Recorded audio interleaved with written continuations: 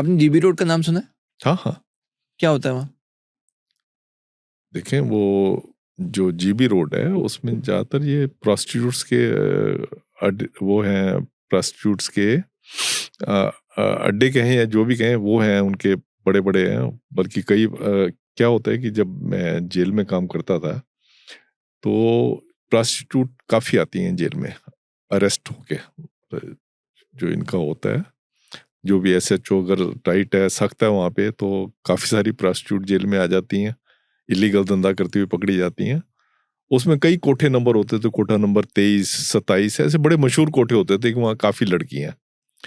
तो ये हम जनरली क्योंकि छोड़ते थे, कैदी को छोड़ते रहे, लाखों कैदी मैंने छोड़े होंगे, लाखों कैदी मेरे उससे सिग्नेचर से जेल में एडमिट हुए होंगे। तो ये जीबी रोड का तो बड़ी आम बात थी।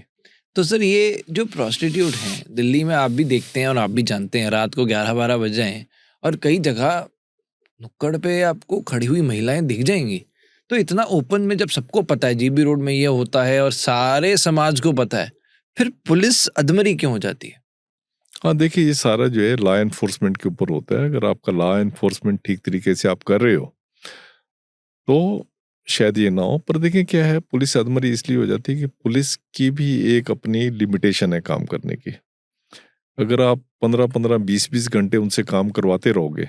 अच्छा, उसमें क्या होता है, मैं एक पुलिस वाले से ही बात कर रहा था, तो उसको मैंने कहा कि ऐसे-ऐसे किसी ने कंप्लेंट की है, तो उसके ऊपर पुलिस ने एक्शन कोई नहीं लिया। तो मेरा दोस्त था एसीपी, तो उसने बड़ा अच्छा जवाब दिया। कहता है, "सर यहाँ पे तो मर्डर हो जाते हैं, उसको इन्वेस्टिगेट करने के लिए टाइम नहीं है और आप ऐसे क्राइम की बात कर रहे हो कि उस पे एक्शन नहीं लिया।" तो उसकी बात सच्ची थी। इतने-इतने घंटे काम इनको करना पड़ता है और फिर जो आगे कागजी कार्रवाई होती है, वो इतनी ज़्यादा होती है। अब जैसे आपने बताया कि प्रोस्टिट्यूट खड़ी होती हैं, सड़कों पे खड़ी होती हैं, रिंग रोड पे जाओ खड़ी होंगी। कैंटोनमेंट एरिया से मैं आता हूँ तो कई बार मेरे आपने को देखा है, खुद देखा पेड़ों है? के नीचे वो खड़ी रहती है, पेड़ों के साथ खड़ी रहती हैं। तो अब क्या है, पुलिस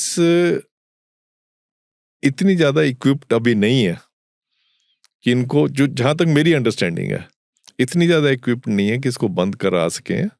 एक फर्जी तौर पे होता है, कुछ गिरफ्तार किए, जेल में आ गए। बाकी जो इसमें कार्रवाई करनी होती है, जैसे मेरा एक पुलिस वाला ही दोस्त था, वो बता रहा था कि अगर इनको बहुत सारी लाशें मिल जाती हैं इनको पड़ी हुई, पुराने टाइम पे जो है, जब जो एयरपोर्ट का एरिया है, तो यहाँ पे क्या होता था बहुत बार, ये इस एरिया में ना काफी जहाँ द्वारका वगैरह बन गया, यहाँ पे पहले टोटल ब्लैंक होता था। इतने लाशें वगैरह इनको पड़ी, ग्रेवियर टाइप। हाँ, लाशें वगैरह गिरी हुई मिलती थी। तो ये लोग हरियाणा से कई बार क्या होता था, वो इधर दिल्ली में फेंक जाते थे लाश को और दिल्ली वाले लाश उसको हरियाणा के उसमें कर देते। इसमें क्या होता है कि एक लाश अगर आपको मिल गया, अब जैसे इनको है, भिखारियों की लाश मिलती है, या और कई सारी, आप रोज देखते होंगे अखबार में कितने सारे पोस्टर आते रहते हैं। आपको पूरी उसकी लाश को जो है पूरा उसमें छानबीन करना, उसमें लाश को अखबार में देना, फिर उसके जो कोई रिश्तेदार मिल जाए उनको देना बॉडी वगैरह को। बहुत ज्यादा लिखत पड़ा, बहुत ज्यादा स्ट्रेनस इसमें रूल्स हैं। तो उसी की वजह से जो है लोग जो जो एक अटेंशन देनी चाहिए वो अटेंशन नहीं दे पाते। तो बट सर एक बड़ा आम सवाल जो कि आई थिंक सबके मन में होगा, फिर एक आम इंसान को हमारे देश में जस्टिस कैसे मिलेगा? देखिए, जो मोस्ट एफिशिएंट जो मोड है, आम इंसान को अगर आप कह रहे हैं, गरीब को तो, गरीब आदमी को तो मैं आपके साथ हूं बिल्कुल कि गरीब आदमी को तो जस्टिस नहीं मिलेगा। अगर कोई आदमी है थोड़ा, वो लायर वगैरह वो कर सकता है, अंगेज कर सकता है, छोटा लायर भी करे, तो आपको हैरानी होगी सुन के कि बहुत सारी एफआईआर होती हैं जो कि कोर्ट के आदेश के बाद लिखी जाती हैं। आपने कोर्ट में एप्लीकेशन डाली कि मैं थाने में गया था, उन्होंने मेरी कंप्लेंट पे कोई, उन्होंने आगे तवज्जो नहीं दिया, कोई एफआईआर नहीं की। उसमें वकील लोग जो है फिर केस डालते हैं कोर्ट के आगे, जो एरिया मैजिस्ट्रेट होता है, और बहुत सारे केस दर्ज किए जाते हैं एरिया मैजिस्ट्रेट की डायरेक्शन पे।